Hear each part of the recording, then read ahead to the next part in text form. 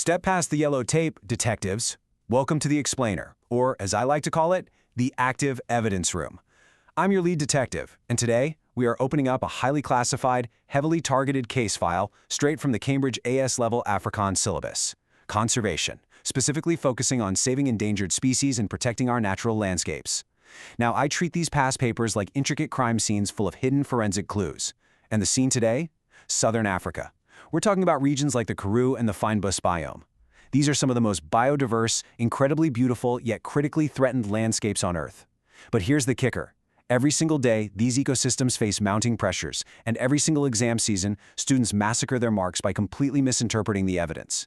Today, we're unpacking exactly what threatens these majestic species, how human interactions complicate the situation, and most importantly, the actionable strategies being used right now to save them. We've got the red yarn up on the corkboard, the case resolution bar is at 0, and the clock is ticking. Let's get to work. So I have to ask you this critical question right up front, and it's the exact hook we use to catch our perpetrators. What is the absolute biggest threat facing endangered landscapes today? You might immediately think of poachers in the dead of night, or maybe the changing global climate, but the reality on the ground is a deeply complex web of competing interests. And this is exactly where candidates start losing easy marks. I've brought my 2 junior agents in on this case to show you what I mean. Agent Alex is a procedural guy. He'll gather mountains of physical evidence and raw facts, but completely fails to build a cohesive case motive. He lacks high-level analysis.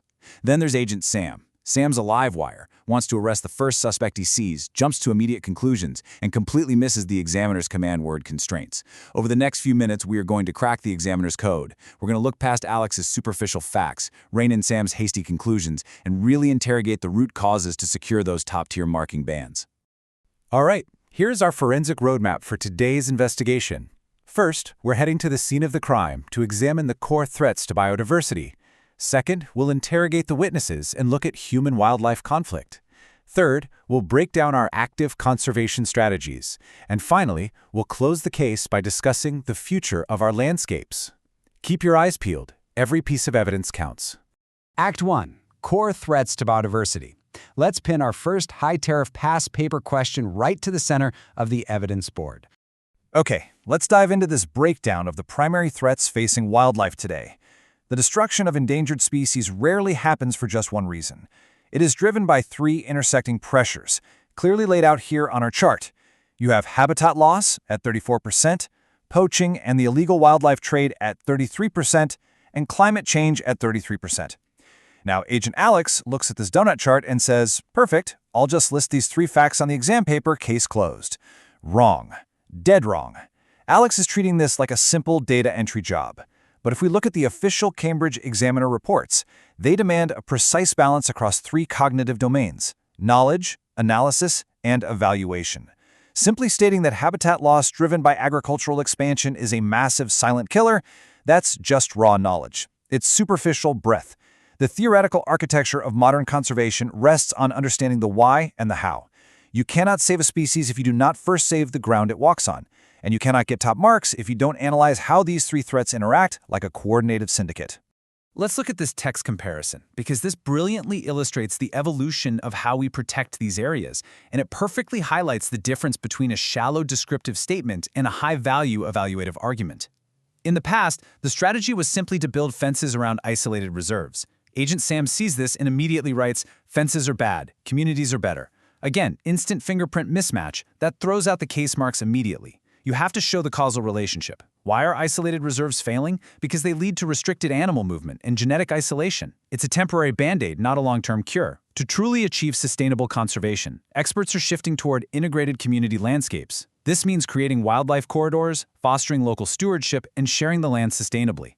When you write your response, you need to prove cross-topic connections. You have to explicitly state that when conservation policies connect local economic factors with landscape protection, the success rates skyrocket. That is the analytical depth the examiner is hunting for. Act 2. Human-wildlife conflict. Let's move over to the interrogation table. As populations grow and expand into wild spaces, human-wildlife conflict becomes inevitable. It happens in a predictable, escalating sequence. 1. Habitat encroachment. 2. Resource competition. 3. Economic impact on locals.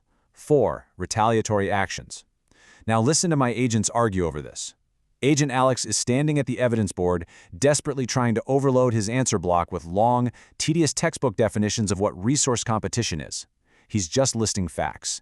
Agent Sam is literally trying to rip the pen out of his hand, saying, "No, skip to step 4. Just tell them people shoot the animals." I have to slam my hand on the table and stop them both. I tell them, "You're both going to fail the audit. You cannot skip steps. You must follow the strict standardized processing sequence required for the method mark strategy. You have to trace the logic string for the examiner. Start by explaining how human settlements encroach on habitats. Show how that directly leads to resource competition for water. Explain the severe economic impact when elephants destroyed crops. And only then do you conclude that, out of sheer desperation, communities take retaliatory actions. If you bypass the economic realities of the people, your environmental policy analysis is doomed to fail." So the crucial point is how we mitigate this conflict before it turns lethal. Modern conservation applies a very specific set of interventions: secure fencing technologies, community compensation schemes, non-lethal deterrents like beehive fences, and educational outreach. I'm having Alex and Sam rewrite their thesis lines live right now. They're slowly understanding that strict adherence to presentation conventions is the only way to satisfy the examiner's core parameters: proper headings, correct terminology, appropriate formats, clear annotation. We're not just saying pay the farmers. We are writing implementing community compensation schemes reimburses farmers for livestock lost to predators, which instantly reduces retaliatory killings and fosters localized ecosystem stewardship. Do you hear the difference there? We are building an unassailable model response paragraph to present to the judge. Act 3. Conservation Strategies. But wait, the investigation has hit a massive roadblock. Case file freeze. Hit the brakes. Look at me. Before we reveal this top-band paragraph structure to help you clear your upcoming Cambridge sessions, we need to make sure your intelligence feed is secure.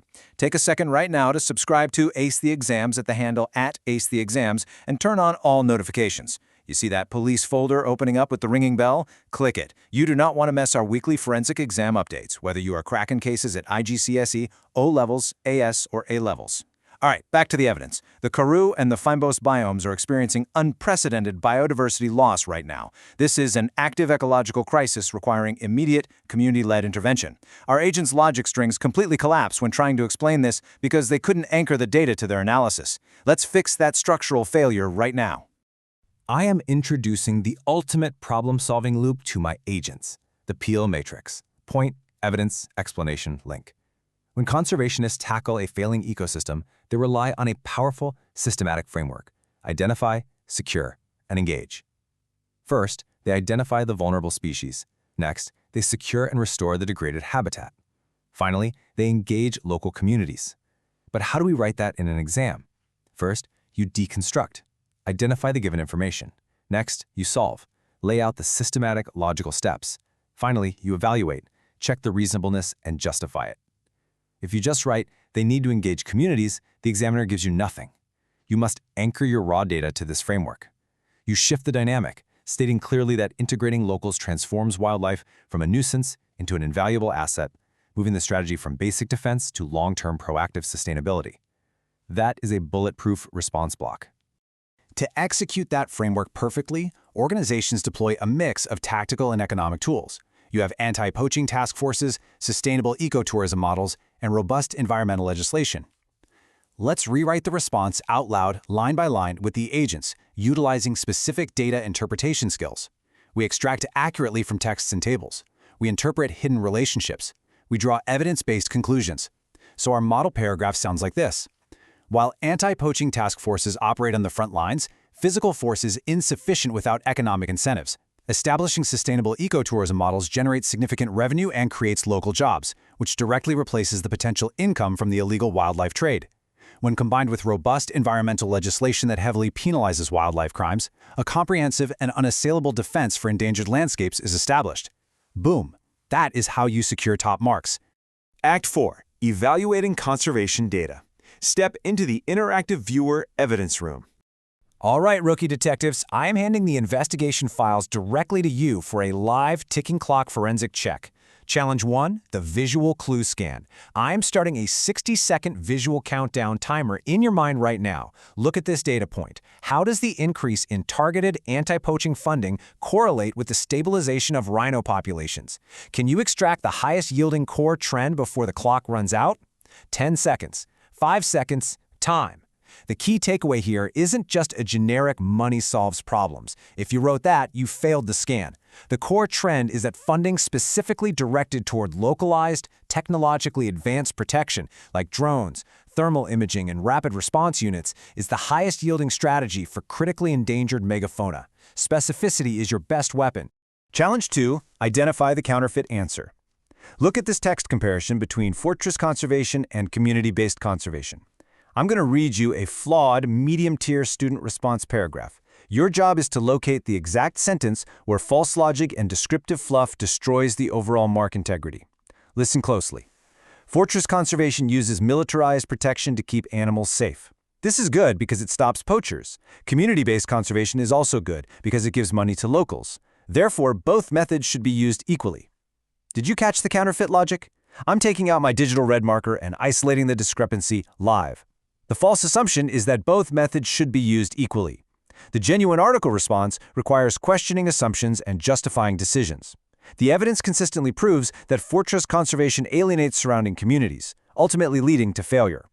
When communities benefit financially from the wildlife through ecotourism dividends, they become its fiercest protectors. You cannot just list two things and say both are good, you have to evaluate.